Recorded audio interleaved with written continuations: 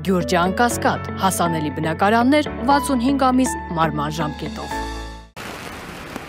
Բարելույս սիրելի հայրենակիցներ, զատկական օրերի մեջ են գտնվում Սուրբ Հարության ամբողջ ժամանակահատվածի օրհներգության, փառաբանության, մտածումների, խորհրդածության, թե ինչպիսի մեծ հնարավորություն է տվել մեզ Աստված առաջին հերթին մեր կյանքի մասին խորելու, անդրադառնալու մեր ընթացքի որպես մարդիկ, մեր ընթացքի մասին եւ միևնույն ժամանակ ընդունելու եւ ըմբռնելու, որ մենք կոչված ենք անմահության, Սուրբ Հարության խորհրդով։ Վաղը նոր կիրակի է կամ կրկնազատիկ, որով սկիզբ է դրվում եկեղեցու հիմնադրության, առաքելության,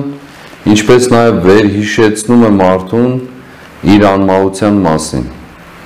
Եվ մենք 50 օր շարունակ միմյանց ողջունում ենք ասելով Քրիստոս հարյավ իմեռելոց, օրհնյալ է հարությունը Քրիստոսին։ Այս վերջին շրջանին շատ հետաքրքրական մի բան նկատեցի, որին ուզում եմ անդրադառնալ, այն էր, որ ընդհանրապես մարդկանց մտքի մեջ Սուրբ Հարության տոնը պայմանավորված է 1 կամ 2 օրով, տվյալ զատկական օրվա կիրակիով կամ նախորդող ճրագալույցի տոնով, եւ այդպիսով մարդկանց թվում է, թե տոնը տոնվեց եւ վերջացավ։ Այո, բուն օրը կամ սկիզբը զատկական տոնախմբության նախորդ կիրակի էր եւ շաբաթ գիշեր ճրագալույցով հայտարարված։ Սակայն 50 օր շարունակ միմյանց կարող ենք շնորհավորել, քրիստոնյաները միմյանց կարող են ողջունել, ասելով Քրիստոս հարյավ իմեռելոց, օրհնյալ է հարությունը Քրիստոսի մեծ ավետից բոլորիս։ Սա շատ կարևոր է, որպեսզի անդրադառնանք, որ դա պարզապես տոների շարքին մի տոն չէ, այլ շարունակական ընթացք եւ ինչպես ասել եմ, մեր կյանքի ամենաիրական պատկերը, որովհետեւ այն խոսում է մեր մահվան, մեր մահկանացու լինելու եւ մեր անմահության մասին։ Մենք ավելորդ է ասել, թե ինչպիսի օրերի մեջ ենք ապրում։ Եվ այդ օրերը մեզ, ինչպես միշտ նշել ենք, մեզ որևէ ձևով չեն մխիթարում, անընդհատ ցավ ու տառապանք են պատճառում, սակայն այդ ցավ ու տառապանքը ոչ թե պիտի լինեն կքվածության, ընկճվածության պատճառ մեզ համար, այլ հակառակը, ձգտումի, կծկումի եւ պայքարի ու հաղթանակի միջոց եւ հնարավորություն։ Այնպես ինչպես խաչի տառապանքը չդարձավ մեր Տիրոջ համար պարտության միջոց կամ պատճառ կամ գործիք, այլ վերաճեց եւ վերածվեց հարության հաղթանակի։ Այդպես է նաեւ մեր կյանքը։ Եվ այս իմաստով ցանկանում եմ մեր կյանքի համայնապատկերը նկարագրելով այսօր խոսել Սաղմոսների գրքից, որոնց շատ հղում են անում հատկապես չարիքի իշխանության գլուխը եւ ներկայացուցիչները, ոմանք նաեւ,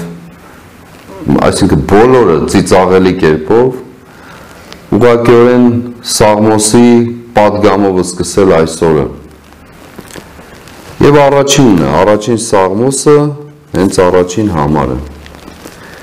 Երանելի է այն մարդը, որ չհետևեց ամբարիշտների խորհրդին եւ չգնաց մեղավորների ճանապարհով եւ չնստեց չարակամների աթոռին։ Այնուհետև շարունակում է 36-րդ Սաղմոսը։ Եվս մի քիչ եւ ամբարիշտն այլևս չի լինի, կփնտրես նրա տեղը եւ չես գտնի։ Վերստին ուզում եմ կրկնել, եվս մի քիչ եւ ամբարիշտն այլևս չի լինի, կփնտրես նրա տեղը եւ չես գտնի։ Ամբարիշտների բազուկները կխորտակվեն, Տերն արդարներին հաստատ կպահի։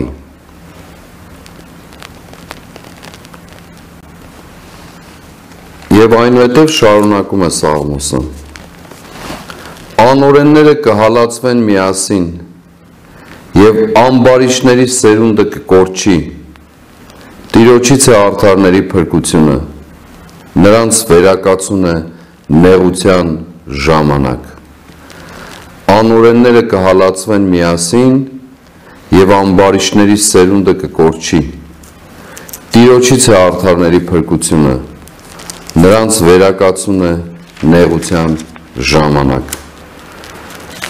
Սրանք իմ խոսքերը չեն, այլ Սաղմոս Երգուի։ Եվ խոսում է Սաղմոսը ընդհանրապես իմաստության գրքերը, Սաղմոսները, առակները, Սողոմոնի իմաստություն, Սիրակի իմաստություն և այլն։ Իմաստության գրքերը ընդհանրապես շատ են խոսում ամբարիշների և արդարների մասին, իմաստունների և տգետների մասին, և խոսում դրանց հետևանքների կամ արդյունքների մասին, թե ինչպես դժբախտություն է գալիս ժողովրդի վրա ամբարիշների և տգետների կողմից և ինչպիսի օրհնություն է հեղվում ժողովրդի վրա արդարների և իմաստունների միջոցով։ Հիմա մեր կյանքի պատկերն էլ ճիշտ այդպես են։ Բաժանված կարծես և ինքնախոստովանությամբ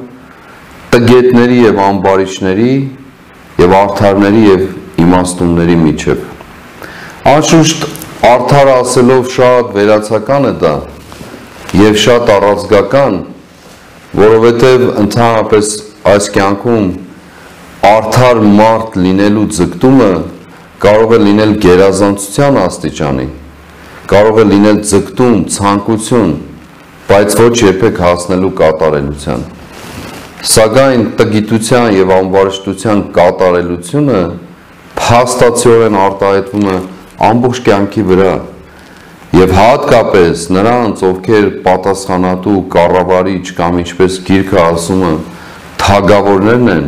նրանց ամբարիշտությունը և տգիտությունը դժբախտություն է դառնում այդ երկրի և այդ երկրի ժողովրդի համար։ Նրանց գործած մեղքով ոչ միայն մեղքի մեջ են գտնվում, այլ աղետի են մատնվում ժողովուրդը կամ ժողովուրդները։ Ես անընդհատ խուսափում եմ խոսել այս թեմայից, սակայն